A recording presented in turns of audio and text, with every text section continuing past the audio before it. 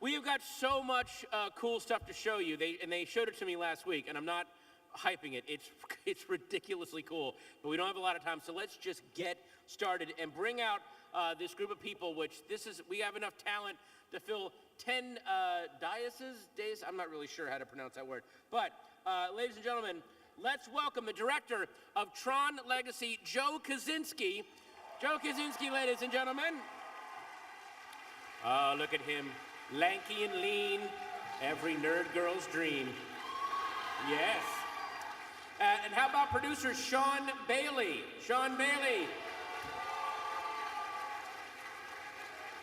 Ooh, looking rakishly, devilishly casual in an open shirt. And the original creator of Tron. This is the guy, Steven Lisberger, ladies and gentlemen. Yes. Oh, the smartest hobbit in the Shire. And now, let's bring out, come on, he's so adorable. And now let's bring out the stars of the film, Garrett Hedlund. And the ladies go crazy. Olivia Wilde.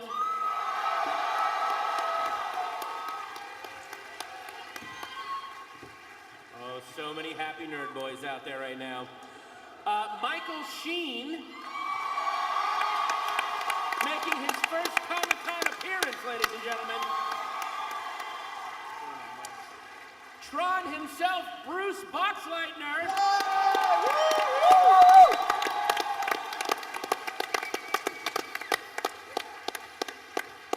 And a man who really ties the film together, Academy Award winner, Jeff Bridges.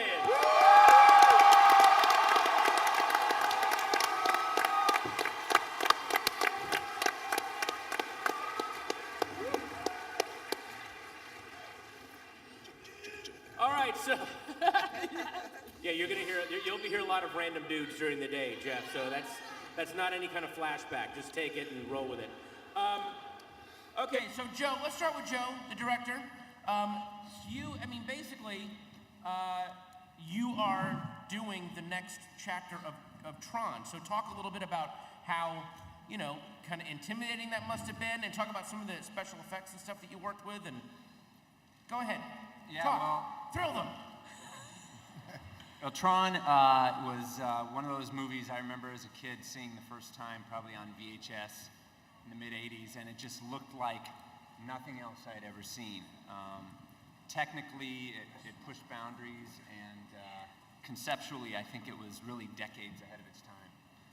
So it was an honor, but a daunting kind of challenge to do the next chapter of this film, and I knew we had to push the boundaries creatively, technically, and also story-wise, tell a story that couldn't be told until today.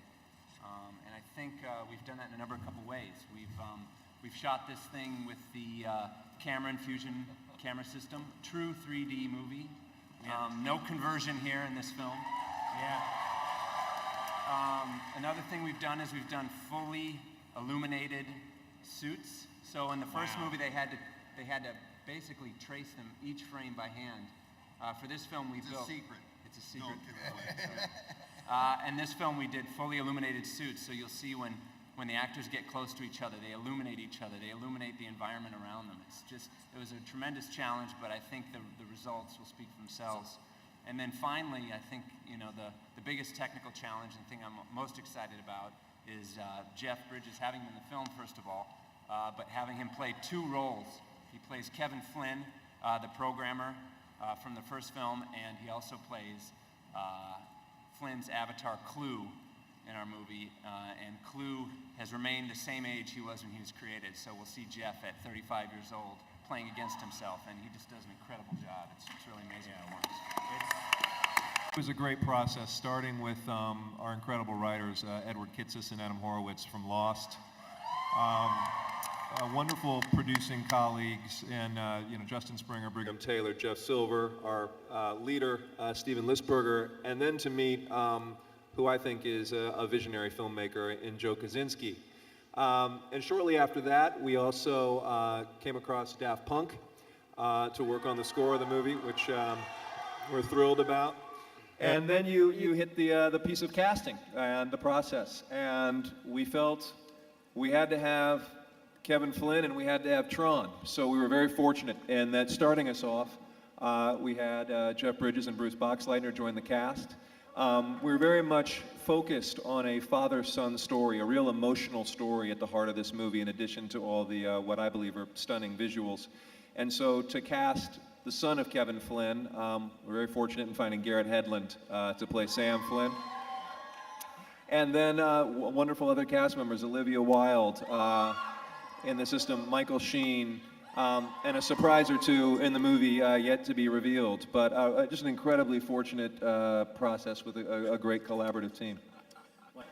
Jeff Bridges, I mean, the number of characters you've created in your career, all the acting challenges that you have gone through, now suddenly you're in a movie where you're revisiting a character you played 27 years ago. I think that might be the furthest amount of time between originating a character and going back to him, and then you've got to act against yourself, a 35-year-old version of yourself. Yeah. What was all that like, man? It was pretty wild, pretty psychedelic. You know, one of the things that always bothered me as an actor when I've had to, you know, be in a movie where you have to play yourself at different ages is that there's usually another actor that has to play that part, you know, as a young man. And now that's no longer the case. You can play yourself at any age, whether it's an old man or an infant, and to be on this groundbreaking movie where that is the birth of that idea is really, you know, been born is a wonderful, exciting thing, and it was a lot of fun. I can't, you know, I know they're polishing the movie right up to the very end, so I haven't seen the final. You know, the final effect, but I can't wait to see it. You're going to see some, I'm going to see some today too. Oh. Well, now, Garrett, you of course played the young Flynn, the son of Flynn, and they were mentioning earlier how they have the light cycle suits actually light up. Yeah. And so you basically did a movie where you're in a skin-tight suit the entire time. They didn't paint that on, that was real, right? Well, you know, at first they glued it on, but I'd say, I mean, it's kind of the wardrobe of a lifetime, you know? Where do you go from here? Jeans and a t-shirt would just never be the same anymore. Talk about Cora and what you think her agenda is. Cora is an amazing character. It was such an honor to play a really powerful, tough, kick-ass woman in a movie like this. She's mysterious and smart and cool, and she's been a companion of Kevin Flynn's for a long time, and she's a fearless warrior, and I've always wanted to play a warrior, so I finally got to do that, and we got to learn how to fight, and it was just an incredible honor. Garrett, did you train for martial arts in the skin-tight uniform, or like how did you have to keep that in mind? Well, I mean, there's a lot of intensive training that went into this. You know, I think I'd started maybe the first week of January, and we didn't start filming until April 6th or so. And my character had to go through parkour training, you know, leaping over obstacles and that sort of stuff, and motorcycle training, and also intensive physical training, you know, with the 8711 group, and sort of hand-to-hand combat and sort of, you know, all that. It was a tedious process, but you got to do this training to be able to, you know, comply with this suit, and you got to have the strength to sort of, you know, to defy the restrictions that maybe it may offer, but I think we did a pretty good job. Now, Michael Sheen, you are British, you're adorable, you flew here in a magic teapot, you are sleeping under a magic dandelion leaf somewhere in the city. But you've done other intensive special effects movies where you're in basically fake environments and having to make it seem very real. Was this more or less intense than the others? And also, talk about your character. You and Olivia sort of share maybe a bit of ambiguity in your characters that you don't quite know where they stand, so... First of all, bejinkies, there's a lot of you here. Wow! And also, I thought everyone was supposed to dress up as a character when they came. So I came as Jeff Bridges, and he shaved his beard off. What's going on? I've got used to living in a sort of slightly false reality because I live in LA now. So that helped with the film. And also, I'd like to correct something. It's actually a 4D film because Jeff Bridges brings an extra dimension of awesomeness to the film. So it's the first 4D film. But yeah, in terms of playing like in sort of the environment, the sort of created fantasy environment, this, without doubt, you know, beats everything else for me. In fact, coming down in the car yesterday, I had the schedule for the whole thing here. And just seeing the Tron logo at the top of it made me go, I'm in Tron! I'm in Tron! Because when I first saw the film, when I was like 11, it had a massive effect on me. So to end up here with these guys is just amazing. Wow. Let us go, of course, to Tron himself, Mr. Bruce Boxleitner. Just like, I mean, 27 years. How did you feel when the phone rings and like, hey, we're doing Tron Legacy, we need Tron back? Did you like, was your suit in the garage? Did you like go get into it, or like what did you do?